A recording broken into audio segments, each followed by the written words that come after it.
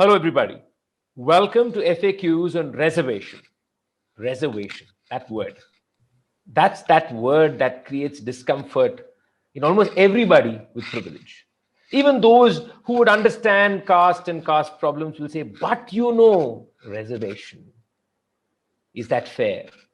And reservation somehow makes people with caste privilege feel that they are victims.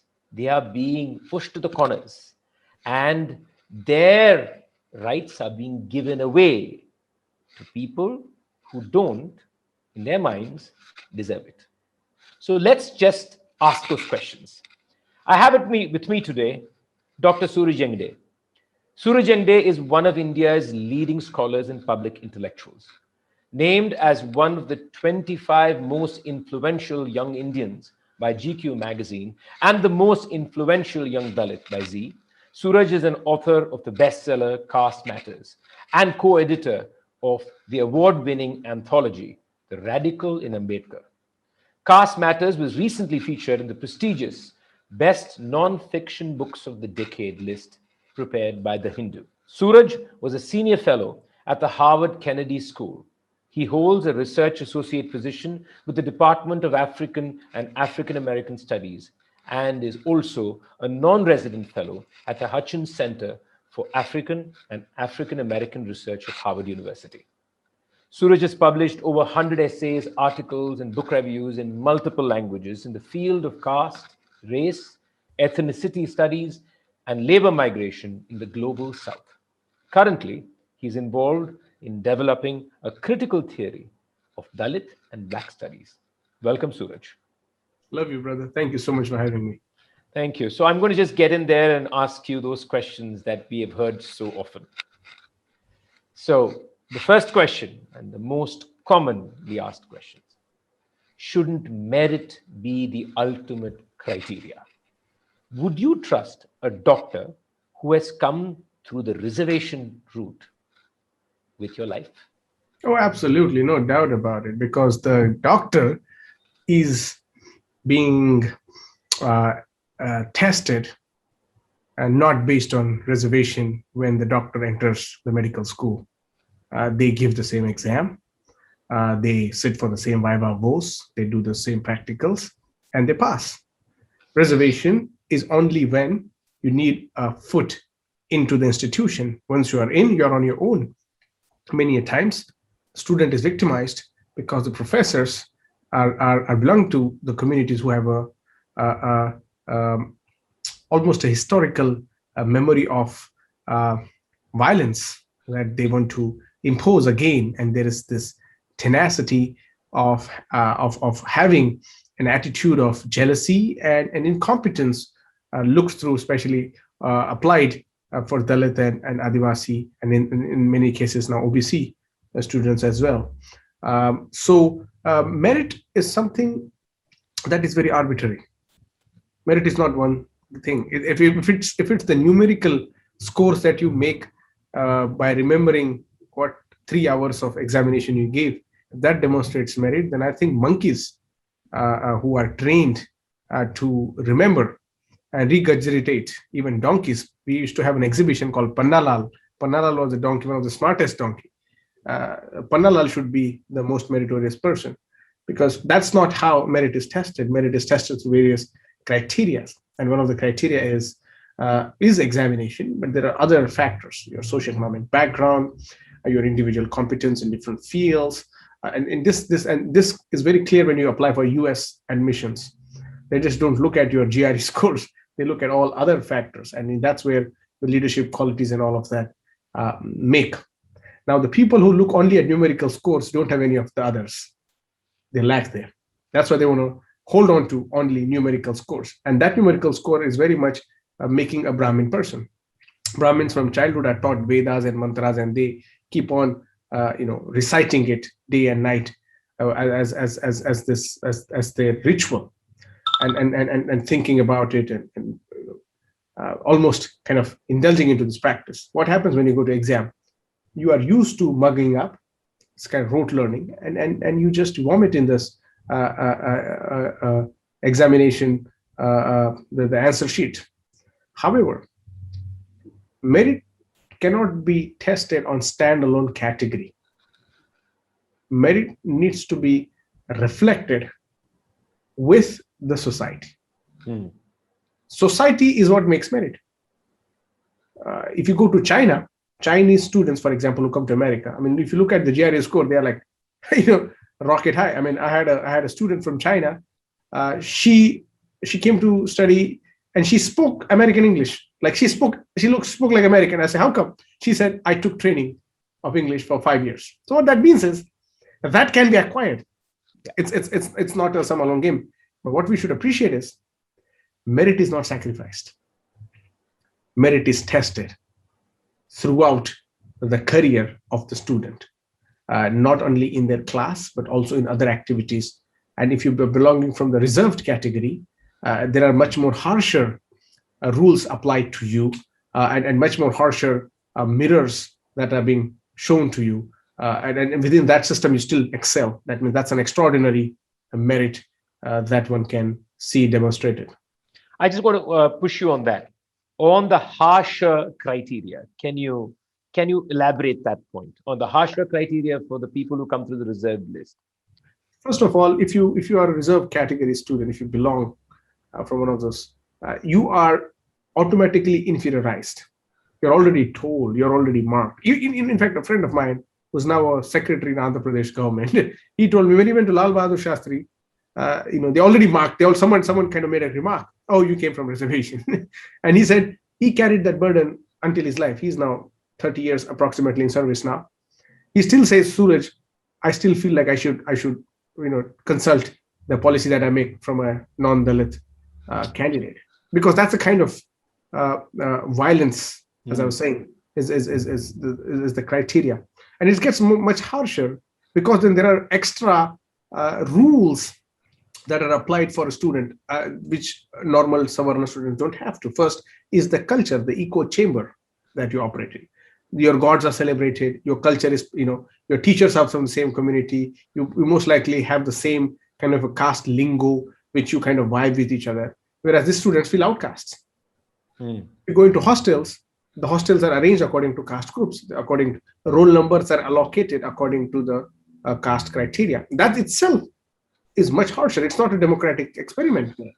It's already distinguishing. And then the atrocities of their professors who are not polite, they are hostile, they are dronacharyas looking for the next eklavya to be sacrificed. And by that standards, what they do is they mock the students, they don't encourage the students. Now, I have my personal experience. I was in law school in India, and my teachers, very few, if at all, encouraged. And then these were mostly belonging from progressive outlook, even if they were Savarna, and many of them were Dalits who had this attitude. But many of them, others, would mock, laugh down upon, would tell you, you don't do that, you just do this. And they would not encourage, or they would not promote for internships, or not write good recommendation letters. I have a student here at Harvard University. He's doing PhD. He's a Dalit. He was in JNU. A Brahmin professor who taught him, he asked him, sir, can write recommendation? He wrote 2-line recommendation letter.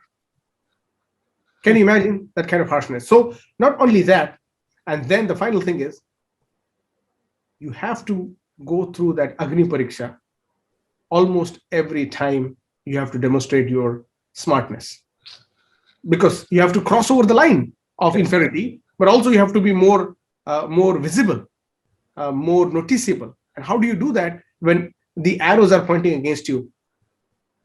Irrespective of all of this, when the students pass with good grades and make their career, who is more meritorious? Beautifully said, Suraj. Thank you so much. So this is again a very often asked question, the creamy layer question, if I can place it that way. Of course, there should be reservation, but surely not for children from rich SC, ST parents. They grew up with as much privilege as we did. And I kind of understand where the sentiment is coming from, and I partly agree with that too. But that's not the question for the Savarnas to worry about. They're almost like all of a sudden they're benevolent. Oh, we want to give reservations to poor Dalit. I mean, if you're so concerned about that, then there's many much more. I can give you extra work if you're really interested in doing some work. There's always been a debate within the Dalit community about this. Now, unfortunately, we don't have a data. I can tell you anecdotally as to how many of personally my friends who are doing well off have never availed of or sent their children to reservation. And these are mostly people living in posh quarters and have a life that they say I'm sending my child to a good private school, and I don't want my child to and also there is a sense of I don't want my child to feel that he is any way lower, because this kind of carrying a reservation is not just getting a foot in. It's also like being responsible for something you have not done, being judged by the metrics that someone else placed on. So it's more tension, and many reservation students don't claim their caste unless they are really Ambedkarites. Many prefer to stay mum. Uh, at MIT there was a Rajasthani Dalit, smart boy doing excellent research, like phenomenal, but he would very have this kind of a because it was injected in him. So about having said that, reservation is meant to provide representation so that there is an equal representation in that classroom. How would you like, Krishna, for example, you sit in a class, went to Brahmin school, graduated, went to engineering school, also Brahmins, graduated, then went to job, also Brahmin. I mean, you're not learning anything new. You're most likely having the stale black and white experience. How about add more colors? Let's rub shoulders. Classroom is probably the only space in India that has the potential to challenge caste, because people from across caste can sit same table. Of course, the ranking might now play, but that's an opportunity for us to now know each other, talk to each other, share our experiences. But again, there we have North India, South India divide. Yeah. The kind of discrimination North Indians impose on South Indians for their color, and we all have that kind of a very crude epithets used. In spite of that, the conduit of rich Dalits should not get.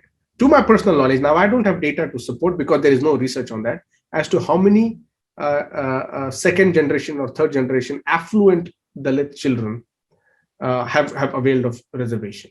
Even if they did, I think they actually helped the government from demonstrating its failures, because if there is no SC/ST, that means government is not doing enough. That's why there is a quota. That's why there is that's why it's meant for different caste communities to share. And if you are representing, what you're effectively doing is you're actually strengthening the quorum of the class. You're actually providing much more liberty to our thinking. A final point: the rich SC/ST kind of discussion that always takes place. It's not the class rich SC/ST, it's the caste rich SC/ST. That's a very fundamental difference we have to understand. People are not worried about them being rich and all. These are what, first generation, second generation rich people. What do you mean by rich? What do you compare it with? Oh, because they have a government and a service. If the government service goes, what do they have? They have no land. They have no enormous savings, and that's the only job they have. And because they are in job, they get the government facilities. That's all they do. They have nothing else to fall back on. So let us also remove the myth of this rich SC/ST, or because what happens once you lose a job? Where you gonna fall back on? So there is a clear view of examining this topic, and I think especially students who go to colleges and schools and universities should be able to do this more creatively than just shifting the blame on something of their own incapacities. Yeah, and I think you make a very valid point of who should worry about this, and who should be asking the question about this, right? It's a very important point, right? And this is a conversation, as you said, within the Dalit community, and for data to emerge and answers to emerge from that. That's so true. The next question. Again, this has come up, I think, more now because of this entire reservation on the economic criteria. And the question is simple. Why can't reservation fundamentally be just on economic criteria? Isn't a poor Dalit and the poor upper caste the same? No, they're not. Unfortunately, I wish it was the same. I really wished, because we'll have much more interesting conversation on that then, and in fact, if that was the case, poor SCST and poor upper caste would be partners. Where are they? They are not together. They don't share the meal. They don't share the space. They don't fight for their rights. There's nothing. There's no. If you have a shared victimhood, you come together. Why don't we see a mass movement of poor dominant caste people and poor SC, and OBCs join together? It doesn't happen. Why? Because it's not the question of poverty. It's about how do I retain my status, and I don't want to align anything to do with this. People, in fact, in Maharashtra, where I come from, they even add a hyphenated surname extra to show I might be poor, but I belong to this caste. Like they add extra layer of name. It's almost like this English, aristocracy. They have two surnames, there's hyphen, because Yeah. they want to show that they are the supreme. And our feudal guys have figured it out very well. And I think in this kind of a passage of where is rich and where is poor, the economic criteria of reservation is already existing. Hmm. They made it more prominent with the EW, economically weak section, 10% reservation, which is actually giving them 60% reservation, if you will. It's quite luxurious. In spite of that, you got reservation. No, you were saying economic criteria. You got it now. Why do you then now put your feet in someone else's mouth to say that means you don't want a poor person or a person who's deserving to progress? You don't believe in the idea of collective nationhood. You believe in the idea of caste nationhood. And caste nationhood means you will just look after your own interest. That means you're not investing in the idea of country, which really takes us to a different domain of you being perhaps a questionable a nationalist of some sort. And I say nationalist in a liberal term. I don't say in a term that is used in today's lingo. So the economic criteria has always been there, and economic criteria also applies within Dalits. Hmm. You see, understand, the point is there always has. I mean, the framers of this policy were not we're not like ignorant about these topics, right? We didn't think of this. Huge contentious debates happening in Constituent Assembly, but also outside Constituent Assembly. Political Congress Party, for example, through its public platform, All India Scheduled Caste Federation, and many other Lohia and other folks, socialists, communists even, were kind of thinking about this. So that thing is taken care of. Thank you very much for that. So this is again a kind of an extension to the question of reservations not helping people with merit. So the question is this: in some states in India, the general merit category has hardly 1/3 of seats, with the Yeah. rest all being reserved. So why am I? This is being asked by an upper caste student. Why am I being penalized for just being born as upper caste? Isn't that unfair?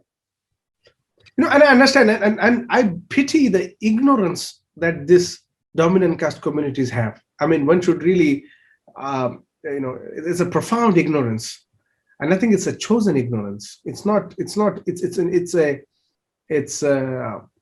not an alternative ignorance. It's very fixated one. Uh, Now, the student, if at all knows anything about census, would then go and investigate into what is the percentage of my community in India.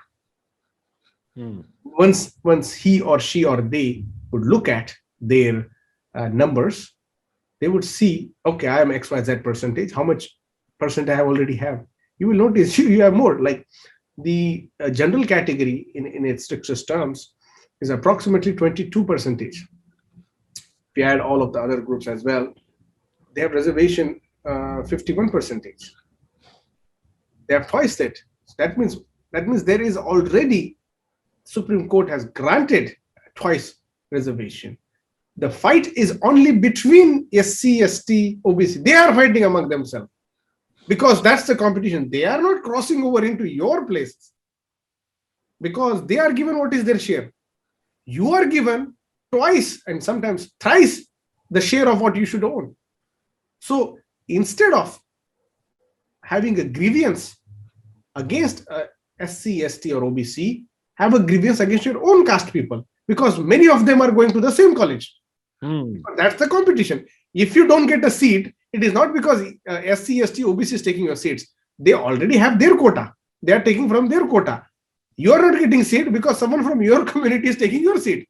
So if you wanna create a parity system, you should actually create more equality within your own community, because that's where the problem is. And see, my heart goes out to the poor Brahmins, because see, the poor Brahmins and the Pandits, they are the lower caste Brahmins. 1500 plus subcastes of Brahmins exist across India. Yet only the few dominant caste rule. Let's forgive Iyer Iyengar complex for a moment. Even North India, Tvedi, Drivedi, Chaturvedi, the distinction. And the one who is facing the wrath of public is the poor Brahmin. So a poor Brahmin needs to be supported, and I'm all for it. And the poor Brahmin needs to be supported not by identifying a Dalit as a responsible person, but a poor Brahmin is victimized because someone else from their community has taken that place. They have colleges, they have banks, they have institutions, they have money, they have been money lending caste for so long. We need to tell our youngsters from the dominant caste communities, from the general category, that there has already been a structure of equal distribution. If you are not equally benefiting, it is not because someone has taken your place.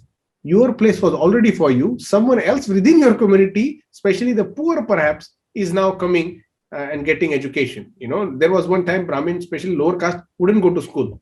They were not. They were just house tutored. Central India and all, it was not allowed of all the rules, rigidities and all. But now they're getting into colleges, right? They are looking at it. So we need to create this a prospect. What we do is instead we find out the poorest, the victim, and then we make a case that's why we should. The elites of each caste group are the ones who are responsible for this. Well, another extension to this question is, what about these cutoffs in colleges? Cutoffs for the general category are at 99%. Some universities 98%. Is that even fair? Again, see, that's the thing. The cutoff list is because of your own groups. It's not because of SC, STs.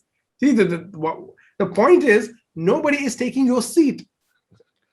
The seats that SC, STs are taking are within their own seats. If they are given 16% and Adivasis are 8%, they are competing against their own quotas. They are not coming into crossing over your quotas. Of course, now many Dalits now also within that, like, you will see the IAS toppers and we will see the entrance examination toppers and so forth are Dalits, and in many cases also Adivasis kind of joining the stream of merits. So the cutoff is more, as I said again, because people from the general community are also competing. Now, for example, Kshatriyas. Probably Kshatriyas are the comparatively most illiterate, census-wise, among the general category when it comes to higher education standards. When I say illiterate, I use it in a very loose sense, in a rhetorical sense. But when it comes to Kshatriyas don't have like a standard representation in majority of, you will talk about this kind of a clever business, clever vocations. They've been always doing this other kind of handling jobs and becoming Bajrang Dal type of people. But here, what happens is, a Baniya, for example, an Agarwal Baniya from Rajasthan, and then there is a Baniya, Jain Baniya from Karnataka. Their competing standards they're competing against the same standards. Because both are Baniya, but both life experience different. This is South Indian, exiled from North India, came, Jain. That one is, Agarwal, very much rooted in the Marwad culture. So what we are seeing here is then the dissatisfaction among these Baniya groups, or even in this case Brahmin groups. They want to express their frustration. And what they do is they find the scapegoat because someone else have wrongly told them these are the people who you should blame for. That is not the correct way of looking. You should blame for, like, I see, if we have a problem in our country, we blame Pakistan. Such a comedy thing. We have problem because we are having problem amongst ourselves. And I think in quota, it's very clear. That's a quota. And quota means there is this kind of a block. And I think also you made an important point in between about everybody wanting to go to just that same college or that same place, and therefore actually depriving people in need within the community itself for themselves access to that kind of a college. I mean, can I give an example? Yeah, I have an example of a Brahmin community, not Brahmin, sorry, Caste community. And I know this because a person shared this experience with me. So I have not seen a person, Caste scholar, shared with me that the community had a kind of a local scholarship for their supporting each other. Excuse me, it was Bania. Sorry. So the Bania community kind of got together and gave like a scholarship to send their students. Now what happened is more and more students were, because they were giving scholarships, and this person, irrespective of him being smart and he scored well, he was deprived the opportunity because his father was not the influential businessman. Correct. Right. So and so of course finally he ended up going to foreign country, and look at the tears. You go to America and cry. but what happened in this case is, like, he was deprived the opportunity also because within the same group there were more, and people wanted to go to that specific college only. Exactly. And go to other colleges also, no, like the way we and I think we might have more opportunities there. Absolutely. Thank you. So this is a question that connects religion, converting again with reservation. So the question is this: if a Dalit converted to Christianity because of caste persecution within the Hindu community, why should this Dalit be given reservation after conversion? I mean, they don't give up. They are not anymore not Dalits, right? They're still Dalits there because there is a Brahmin there, someone who's willing to identify the caste kind of system. So that this reservation is given based on caste, not on religion. And caste, unfortunately, in this, and in fact, many Dalit Christians benefited. Especially they benefited from colonial education. They got English education, and you will see especially coastal Dalits, especially on the eastern side of Dalits, and also in Tamil Nadu and all. Tamil Nadu, yes. They got this great kind of, comparatively compared to like hinterland Dalits like us, like Maharashtra and all. We were not having much access to that. So, they benefited, and I think the question is about those Dalit Christians who have a constitutional right because of their own caste distinction. Now, what they did was they wanted to maintain a Hindu majority. Maintain Hindu majority, many Dalits are still identified as Hindu when in fact they are not Hindu. In the caste certificate, when you write, they mention, like, my caste certificate mentions me as Hindu. when none of my family is Hindu or nothing to do with that. But the caste certificates, and it was made in especially 1980s. Now it has made for Buddhists to become qualified. But many other kind of calculation is not made in this. The estimation is not made in this liberal way of looking at caste as a parity concept. Why Dalit Christians, and in this case also Dalit Muslims, should get exactly. Yes. It's because they are being discriminated by their own religious, supremacists, their own, dominant caste people. And Muslims and Christians, whoever you talk about, in a majority of them are from this same land. They converted, right? They are not like, and so somebody converted. So it's not only one group that converted. There's also many groups converted. And unfortunately, especially in the Catholic tradition in India, that as much as I know, I am not an expert in that. I know about Tamil Nadu example, where repeatedly the bishops are sending memorandums about caste to the Pope, to Vatican, to say, like, this is the problem. And of course we know legendary Catholic priests, fathers who were progressive in their thinking, contributed to the people's struggle, and there are names, and they belong to the dominant caste, by the way. Yes. So and they have been supporter of reservation. So why should they get is because their caste experiences doesn't go away. They are still made Correct. to feel inferior. They're still made to live the subhuman life. And when they converted to Christianity, they converted for the very reason that they want reservation for. Hmm. That is to have an equal opportunity to get basic education. They don't want to do this to just only, there also a material kind of interest in addition to spiritual. And final reason is that the idea of reservation is caste based, and we need to understand based on that idea of discrimination and exclusion. And if we for example, the Christian institutions in India, Saint something something, Saint Stevens, Hmm. and all that saints, they like Kanchailaya says, they produce Hindu nationalists. Correct. Like this BJP's JP Nadda is educated in Yeah. this so it's interesting, right? Like Yeah. this is how the caste dynamics work. And again, then there is this reproduction of a certain kind of religion. And so we need to, so that's why I'm saying when we critique, it's not Hinduism only. We also Yes. critique other religions. And when we critique, we also would like to get social justice and economic Correct. equality provided here. Absolutely. The last question, and this is again something that is often asked. Reservations were necessary when India gained freedom. But how long are they just going to go on? Even Ambedkar said after 10 years they should be removed. So there are two things that are misconceptions we should address here. First is Ambedkar actually later in his speech, he actually said it was Vallabhbhai Patel who was pushing for it, and he said I refuse to do that for 10 years, and I'm gonna I'm gonna provide citations. Actually, Narendra Jadhav, he edited Ambedkar. He actually translated the speeches of Hmm. Ambedkar in English, and so in that he mentions that I was not advocating for that. The idea of reservation for 10 years was for political. Hmm. Political reservation, Dalits don't want. The parties keep giving them. Yeah. Dalits don't want because political reservation creates more, as Kanchiram would call chamcha or Ambedkar called them stooge. Hmm. So if there is no political reservation, there will be because we have a first past the post system. So you really have to rely on the political parties' patronage to thrive. Hmm. Reservation, how long it should go, we should look at the statistics.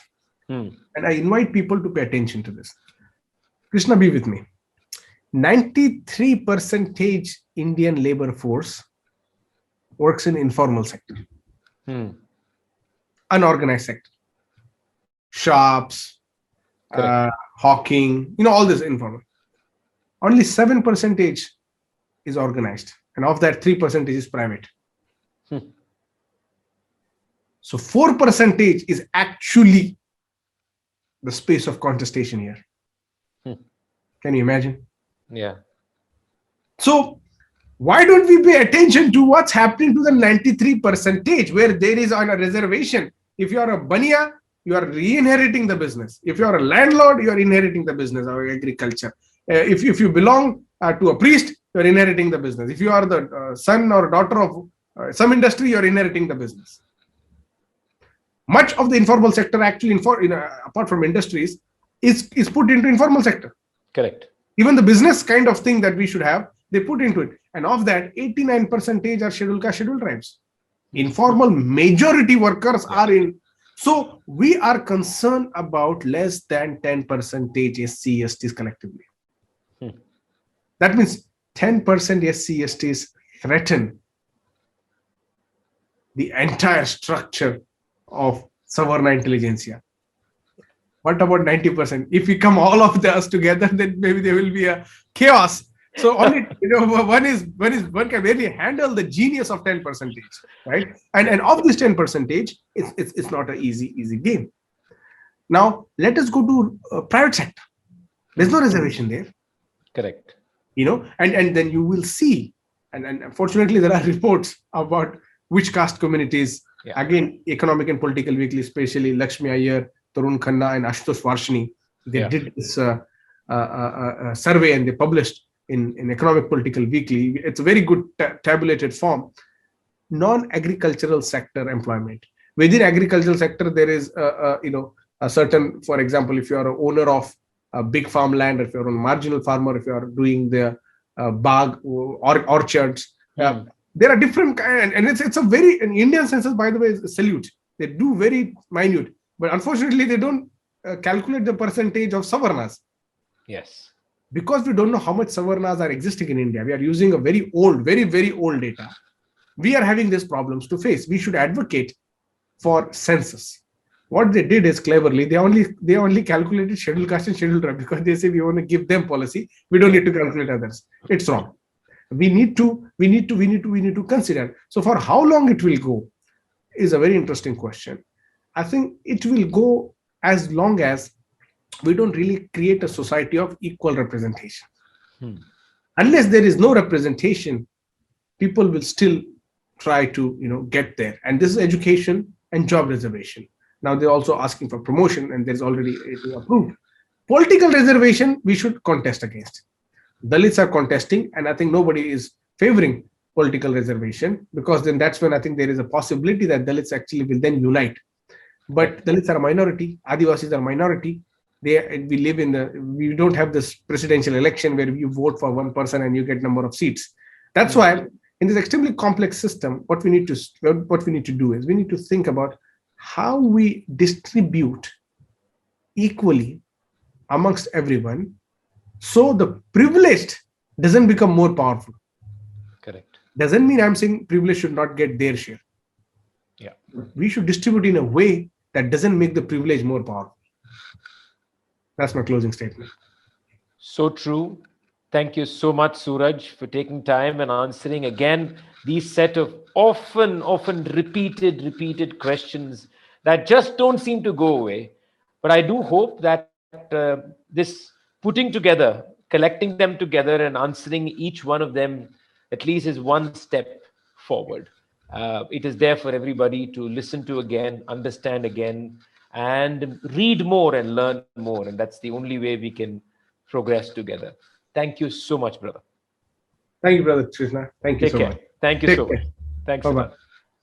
To receive instant updates on all videos from The Wire, click the subscribe button and hit the bell icon. Pay to support independent journalism. Click the link in the description and choose the amount you want to pay.